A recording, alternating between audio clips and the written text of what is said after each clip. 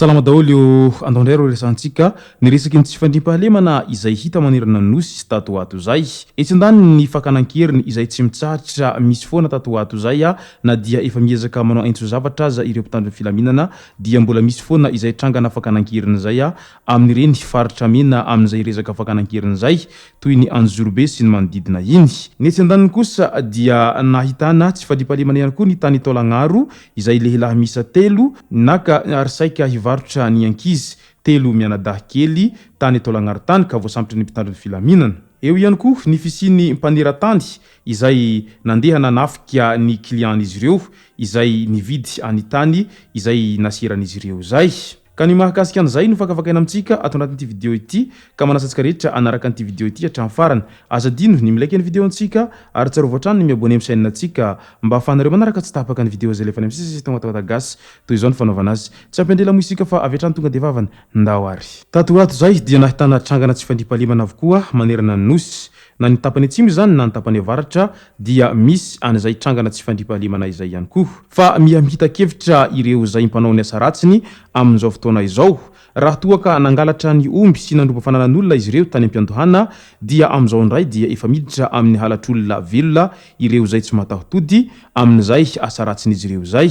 Ka tany Taolagnaro moa no trangany ity tranga ity lehilahy misa anankitelo izay naka sy naika hivarotra ireto ankizy 3 mianadahy kely ireto tany Taolagnaro tany ka voasambotry ny mpitandro ny filaminana. Vao nahare fa misy tranga hafahafa ny zandary tany an-toerana dia niasa vetrany. Vokatr' zay dia tratra ireo lehilahy anankitelo izay tomponantoka tamin'izany ary hiatrika ny famotorana izy ireo ary aorian'izay dia hoatolotra ny fampanoavana ity raharaha fangalaran-jaza tany Taolagnaro ity.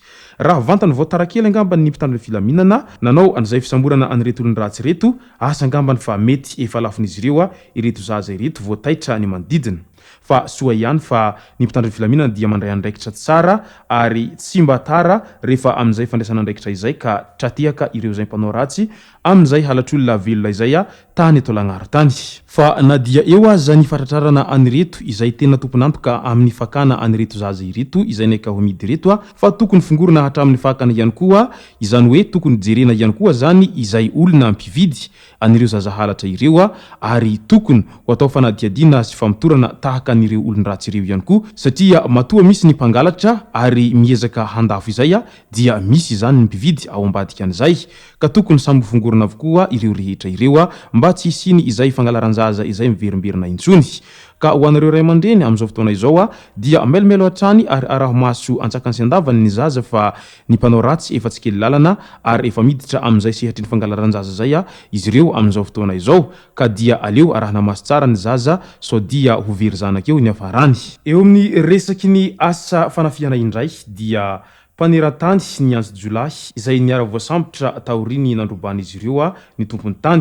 Nisy ny fivampivarotana tany teo amin'ny olona roa tonta izay tompony sy ny mpividy. Nandritra ny fifampirarahan'izy ireo ara-barotra efa niantso sy nampandreny Jiolahy ilay mpanelanelana na ny mpanera mba hanafika ny vola vidiny tany raha toa ka raikitra izany varotra izany. Tao tsara fonenana vohitra vaovao fokotany Ambatofotsy commune Ambohimalaza no nitrangany izany tamin'ny 17 ny volana septambra lasa teo iny. Io mpanera io no nisisika fa any an-trano no atao ny fandaovam-bola vidiny tany. Vao niala 100 metatra miala ny trano nefa dia voaroba ny tompon-tany ary lasa n'ireo Jiolahy izay nanao fanaminy mpitandro filaminana ny vola rehetra izay 4 tapitrisa ariary.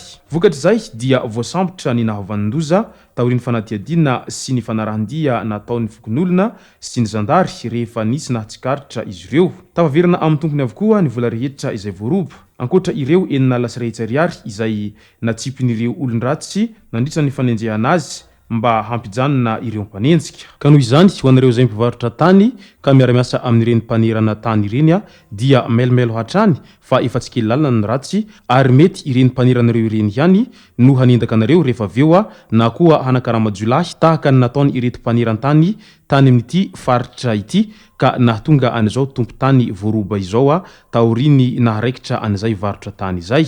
Mbola ao anatin'izay tsy fandriampahalemana izay hatrany nitsangana fakanankeriny dia tao Mangarivitra komina Ambavasamba no natao ny fanakalozana ny zoma lasa teo tamin'ny 900 efa tamin'ny 9 septambra ireto lehilahy ireto no nisy nakankeriny tao Antananangatra fokotanin'ny Andranofasika komina Ambodirano distrikany Amparafaravola. Misa 10 ireo Jiolahy izay nakankeriny azy ireo ary mirongo fitaovam-piadiana avokoa toy ny Kalashnikov 10, Mas 36 iray, pistolet automatique Mat 49 roa ary basimborona iray araky ny fantatry ireo izay nalainankeriny hatrany. Ankoatr'izay dia nanao saritava koa ireo olon-dratsy ary notsindriny ireo lasibatra fa mitovy amin'ny mpitandro ny filaminana ny saron-tava nanaovany ireo olon-dratsy ireo.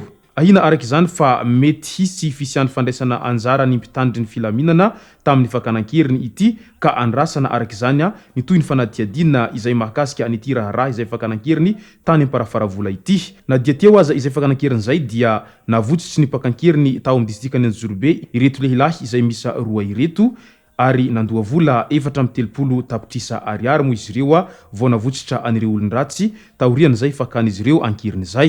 Midika izany fa tena miaina ao anatin'ny tebiteby ny vahoaka amin'ireo faritra izay azo lazaina hoe faritra mena amin'izay fakanankeriny izay amin'izao fotoana izao tsy vitany misy maty mo izy ireo mbola very vola amin'izay resaka fakanankeriny izay ka zary raha lasa ataon'ny Jiolahy fitadiavam-bola mihitsy ity resaka fakanankeriny ity satria vola be no aloha amin'ireo Jiolahy izay vao avotsitran'izy ireo ary etsy andanin'izay ihany koa mo araky ny voalazan'ireo lasibatra ny amin'izay mampanahy izy ireo sao dia misy ny fandraisana andraikitra izay ataon'ny mpitandro ny filaminana ao ambadika an'izay resaka fakanankeriny izay ho an'ireo izay mpitandro ny filaminana miara-miasa amin'ny Jiolahy mo izany mazava ho azy ka dia andrasantsika eto ara ny tena ho toy n'ity raharaha ity ary aingane ka mba tena ho voafongotra hatramin'ny fakany ireo rehetra manao an'izay asa ratsy amin'ny resaka fakanankeriny izay fa tena mijaly ny vahoaka ary mitebiteby fatratra manoloana an'izay trangana tsy fandriampahalemana amin'ireo faritra mena amin'izay resaka fakanankeriny izay.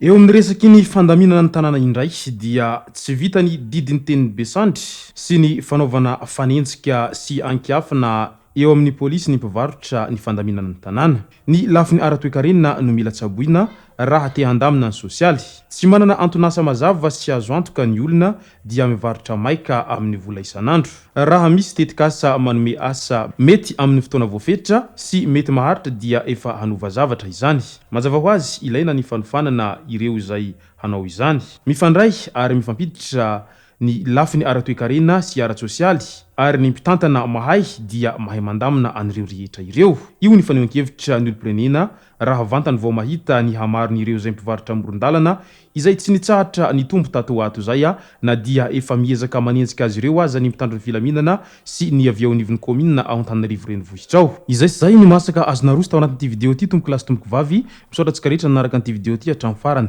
Aza dininy milaiky ny video antsika ary tsy rovatrany ny miabone amin'ny chaîne antsika mba ahafahanareo manaraka tsy tapaka ny video zay lefa any amin'ny sisy tao WATAWATA GASY. Tompo kilasy tompo vavy mangasitraka dia miratsoa.